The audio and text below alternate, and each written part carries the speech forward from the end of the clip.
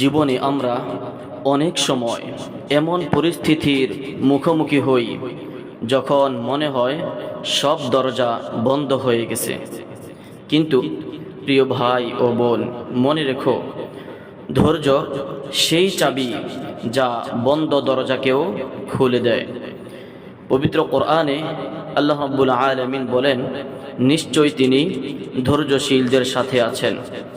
যারা কষ্টের সময়ও আল্লাহর প্রতি আস্থা রাখে তারা কখনো একা থাকে না, কারণ আল্লাহর সাহায্য তাদের জন্য নির্ধারিত থাকে।